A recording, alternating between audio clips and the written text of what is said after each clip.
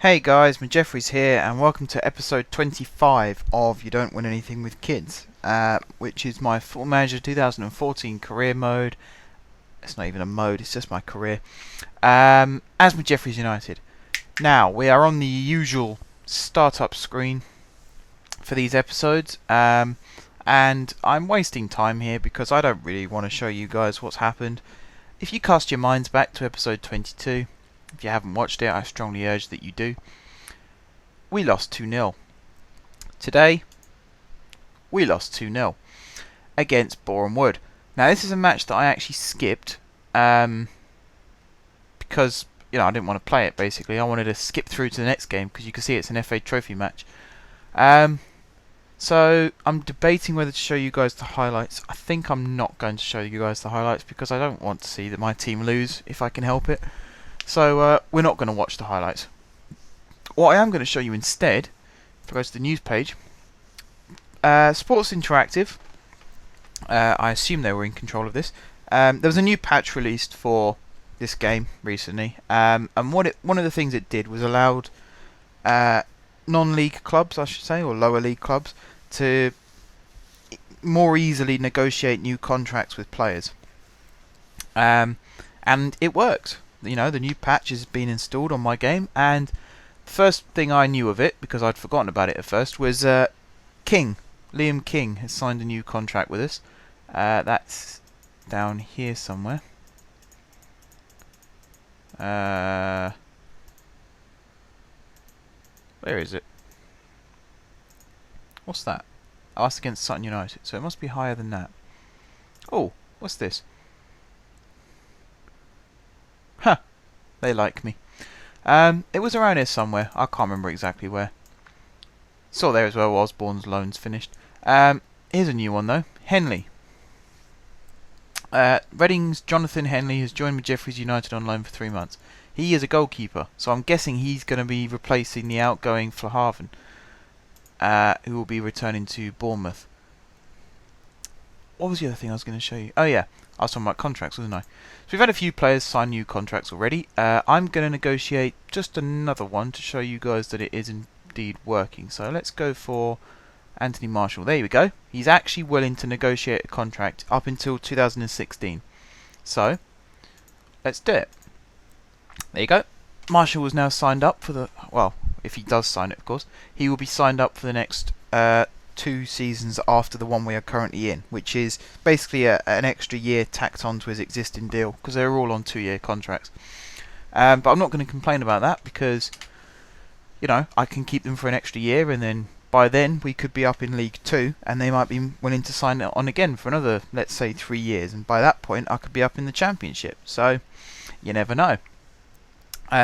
Bobo, however, I tried to offer him a new deal just now and he rejected it, so maybe we'll have to wait until next season before we can get him on board. Anyway, we are playing Leamington. I believe their town name is Leamington Spa, so I'm going to call them Leamington. Let's rest Quintaka, because I imagine he made a couple of errors which cost us the last game. So since he's just signed a new deal with us, let's put King in goal. And then we'll put...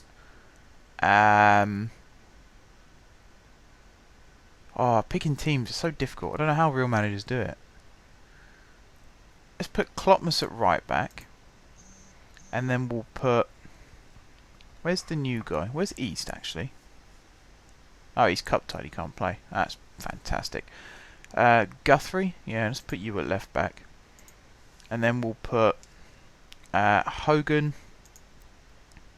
and stuff it. Put Stevens in as well. And then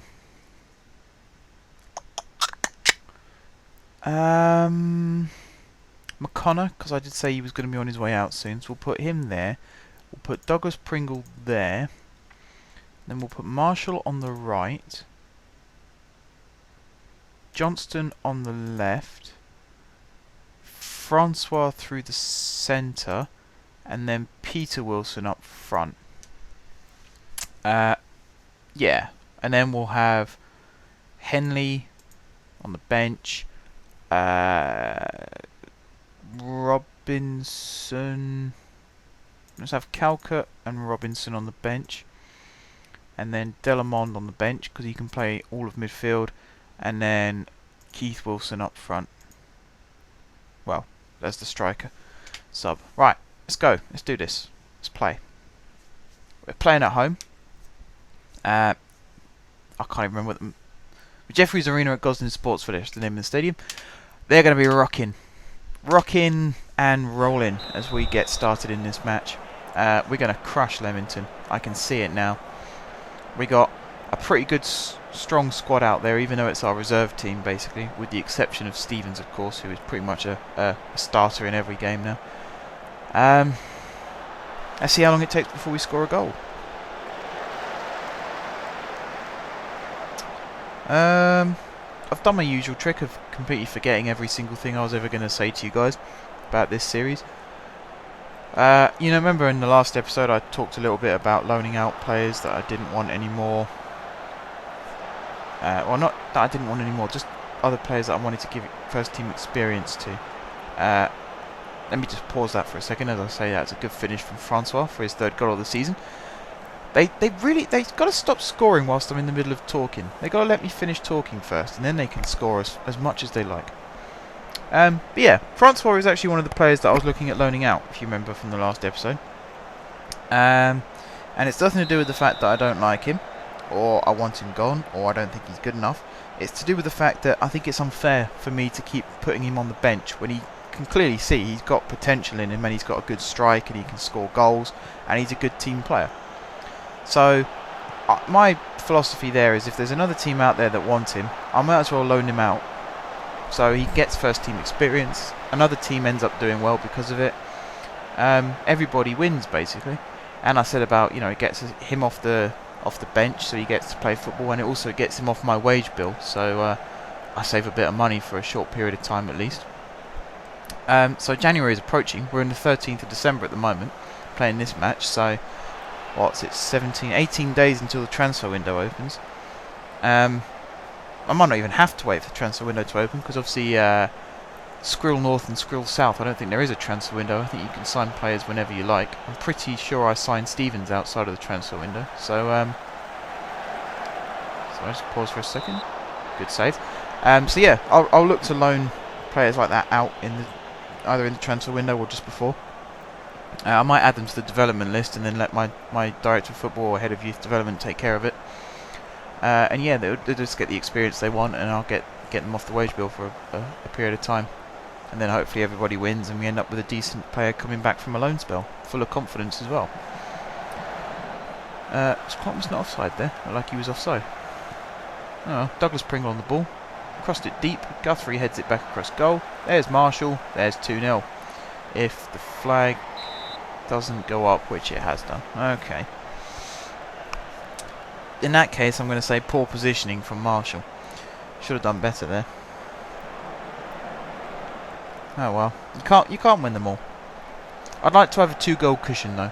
You guys remember in the last match I showed you guys against Sutton United, it was 1-1 right up until the end of the match when Frederick saved the day. So I'd rather it didn't get to that stage again. I'd rather we won quite comfortably with time to spare, so they could relax a little bit towards the end of the game and maybe rest a couple of players for the last 10 minutes or so.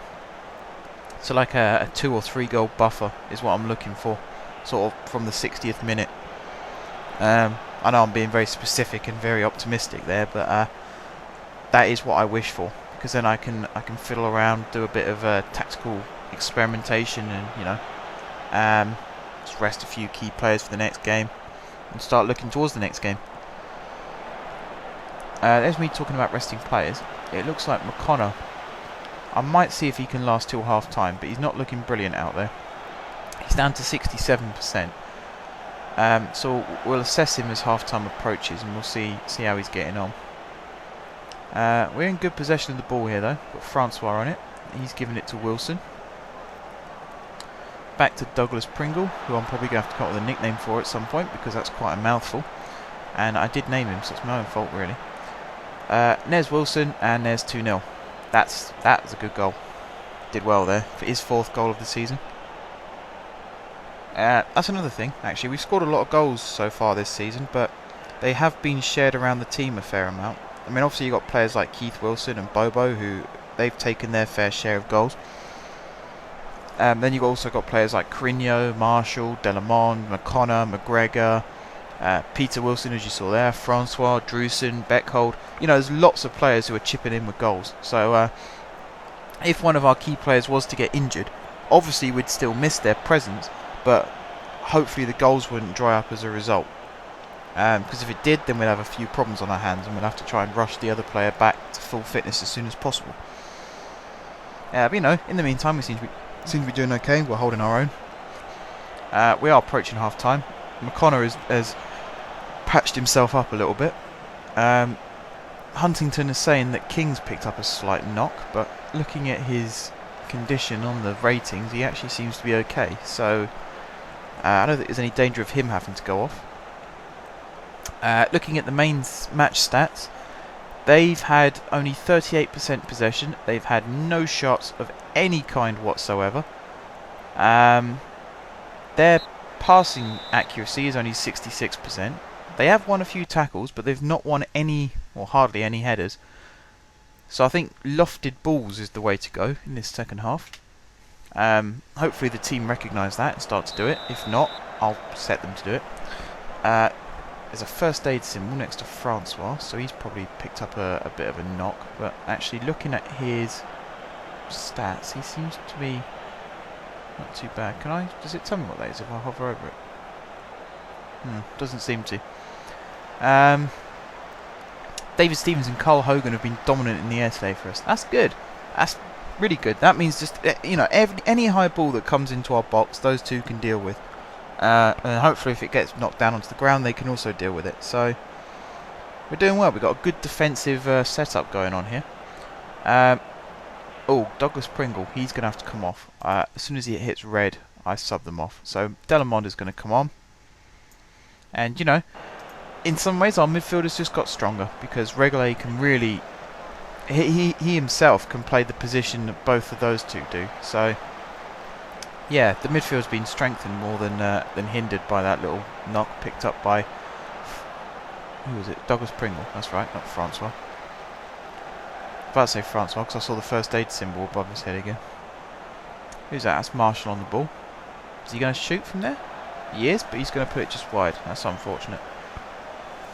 I believe he's left-footed, Anthony Marshall, so anytime he gets the ball on the right-hand side like that, you look for him to cut inside and have a little shot, see what you can do.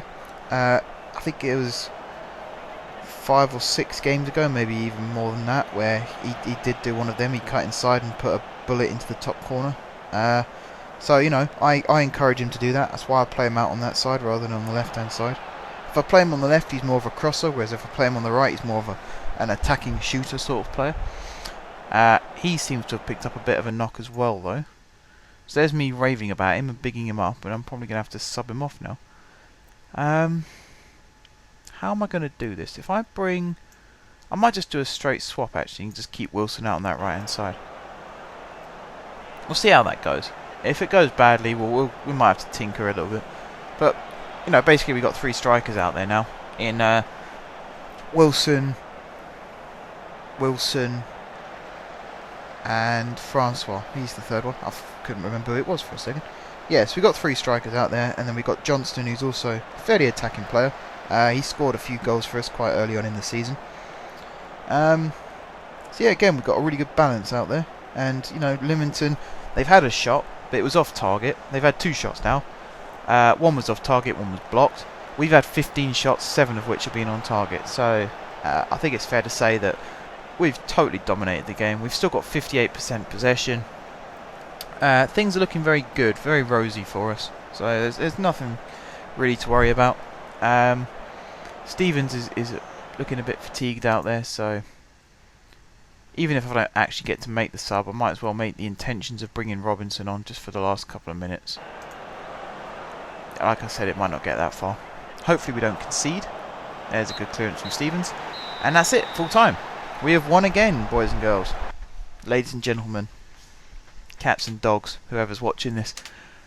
And we're through to the next round of the FA Trophy. So there we go. We had a pretty decent attendance considering it was a lesser team that we were playing. 2,300 odd people. That's pretty impressive. So yeah, that pretty much sums up this episode. So it's time to do the end of episode spiel. Thank you very much, guys, for watching. If you haven't subscribed to my channel, be sure to click the subscribe button. If you have subscribed to my channel, then thank you very much for your continued support. And until next time, guys, I will see you soon.